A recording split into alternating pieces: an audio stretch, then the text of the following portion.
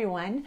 So today I am doing a video on a topic I have received a tremendous amount of requests for. Today we're going to talk about the Johnny Depp and Amber Heard situation. And to be honest with you guys, I have found this case to be so deeply troubling. It is a very, very close reflection to what I lived through with my ex. But there are lots of things that we can learn from this case, and hopefully people can benefit from the mistakes that have been made with this situation. So that's my goal today, is to use this case and name and define and give you all the examples of the exact abuse tactics that are being used, and hopefully this will help you all to be able to identify and name the abuse tactics that you are being exposed to faster and with less damage and destruction caused. If you are new to this channel, I'd like to take a minute and welcome you and invite you to please subscribe and be sure and hit that notification bell because I put out new videos every week. Also, if you are interested in private one-on-one narcissistic abuse recovery coaching with me, please visit my website or send me an email. Both are linked in the description below. Okay, so today we are going to be talking about the Johnny Depp and Amber Heard case and see what we can learn and take away from this tragic situation to use and benefit from in our own lives. First of all, let's start out with what I hope is the obvious, but sometimes it can be very unclear. So let's first identify who is the perpetrator and the abuser. Amber Heard is the real and true abuser, and she is as slick and as sly and as manipulative and as sick as they come, and I am going to explain exactly what I mean. As most of you probably have heard or read or watched from this trial, there is one psychologist saying Amber Heard has borderline personality disorder and histrionic personality disorder. Both are cluster B personality disorders, and at the heart of all cluster B personality disorders is narcissism. But I'm not convinced that those are the only two personality disorders that she has, and I will tell you why. Clearly, she exhibits the behaviors and traits of someone with BPD and with the extreme mood swings, the rapid splitting, the desperate fear of abandonment. No doubt this woman has BPD. She also has been diagnosed with HPD or histrionic personality disorder. And I don't think I have ever talked about HPD on this channel, but people with HPD are usually, but not always, women. They want to be the center of attention at all times and feel very uncomfortable and vulnerable when they are not. They are also known for using their sexuality to get attention or to manipulate other people. So right out of the gate, we know she has BPD and HPD. However, based on what I am watching and hearing from this woman, I believe she likely has some very high antisocial personality disorder traits, meaning I think she is also exhibiting signs and traits of sociopathy or psychopathy. Why? Because she is accusing this man, Johnny Depp, of some of the most disgusting and heinous crimes that one could ever be accused of, with absolutely no evidence, and clearly feels zero levels of empathy, guilt, regret, remorse, or compassion for what she is attempting to do to his life and his family. It's very bizarre to me and really quite surreal to watch this trial on TV because I have not seen someone this disturbed, this determined, this fixated on absolutely destroying her target's life since my last custody trial in 2017. And to tell you the truth, it's incredibly upsetting to see her utilize and use a civil courtroom to further abuse this man. When I have told you guys in many of my other videos that when we leave a malignant narcissist, a sociopath, they can and many times do become completely fixated on destroying that person's life that left them. This is why I always recommend to try and get the narcissist to discard you first, if at all possible. Because when we don't, and sometimes there is simply nothing that can be done to get them to discard us. But this can happen. I know it because I've lived it since I filed for divorce in 2003.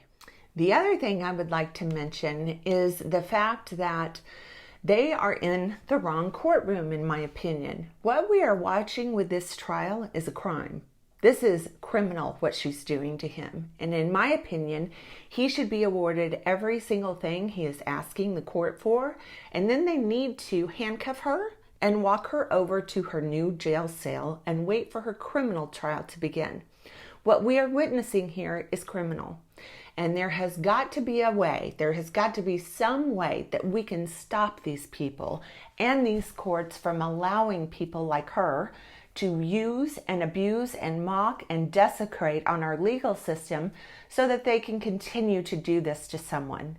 It's unbelievable to me that, number one, we don't have a forensic psychiatrist or psychologist on this stand explaining to everyone how dangerous Amber Heard is, and that what she is doing to Johnny Depp is criminal, and that he is in very, very real danger. It's a miracle he got out of this alive, literally.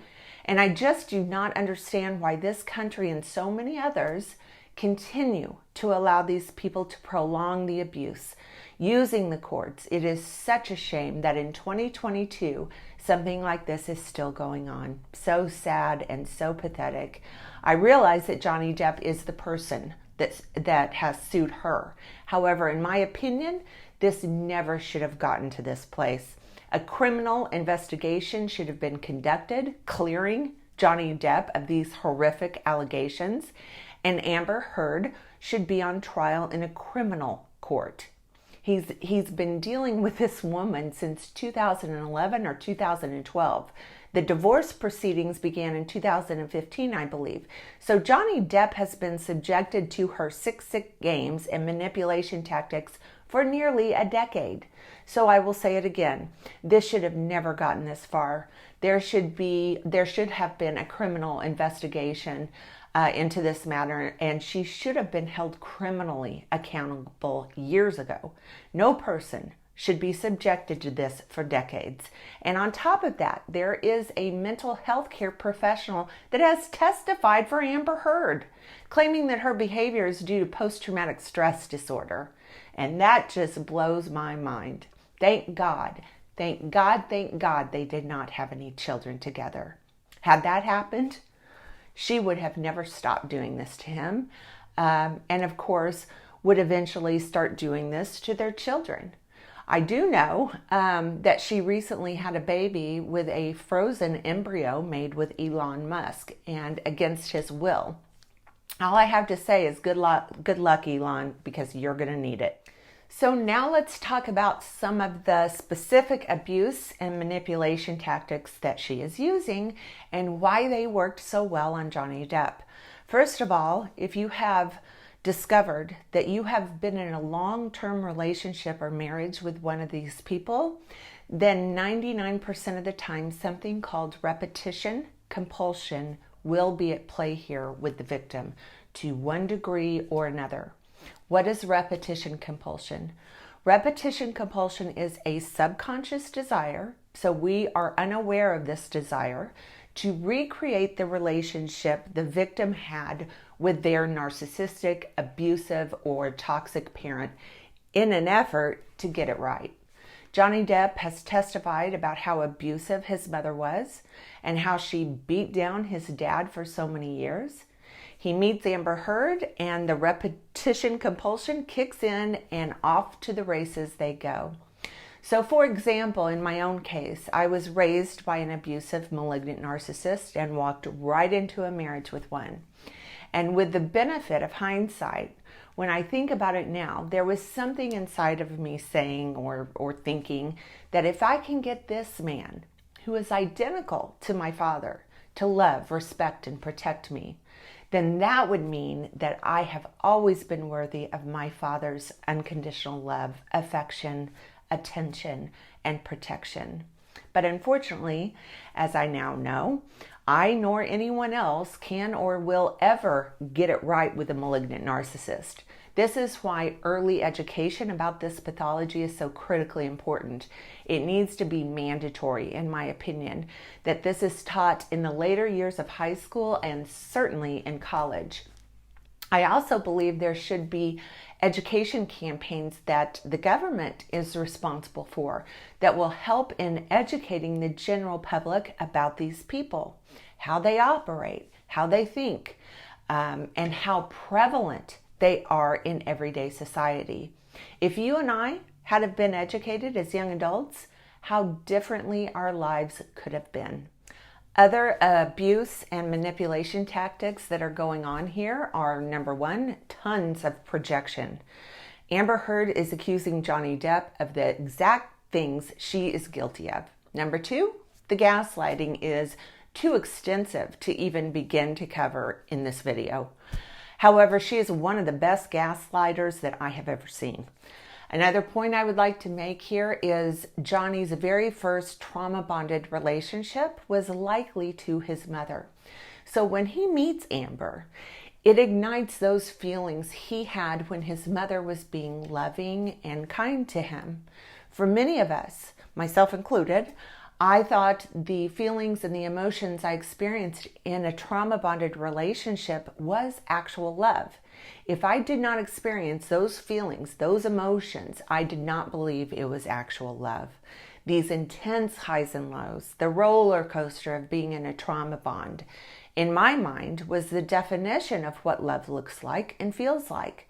And trust me when I tell you, many of you out there are under the same delusion.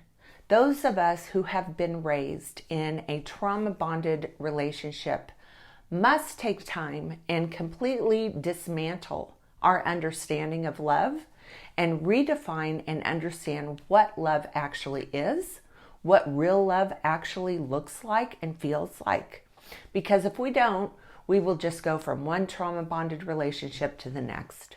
Another point I would like to make is that many times when the narcissist finds and targets the new primary source of narcissistic supply, the entire family will work as a unit, as a team to love bomb that target, helping to make the target feel as though they have met this amazing new family, when everyone involved with the narcissist knows exactly what is in store for them.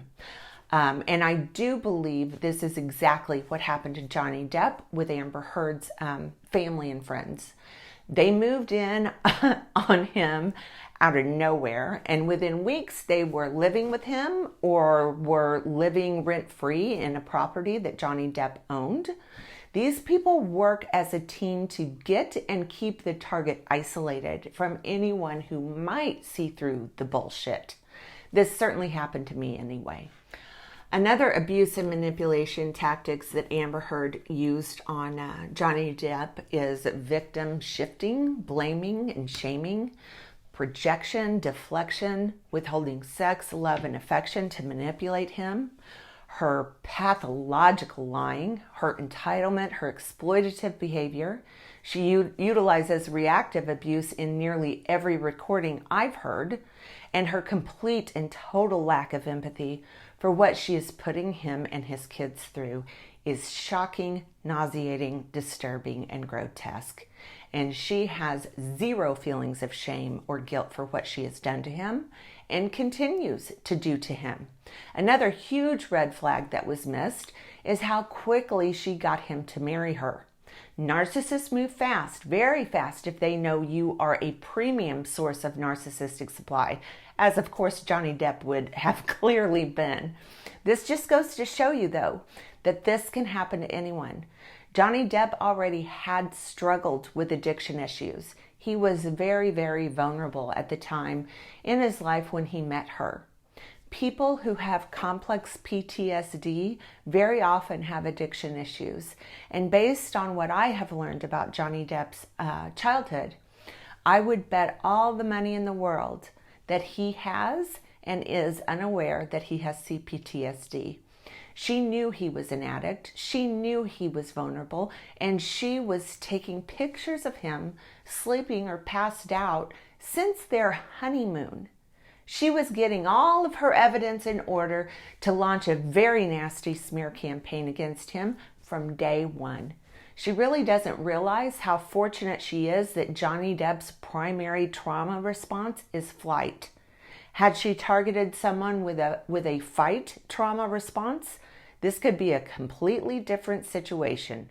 So in closing, these are just some of the thoughts that I have off the top of my head.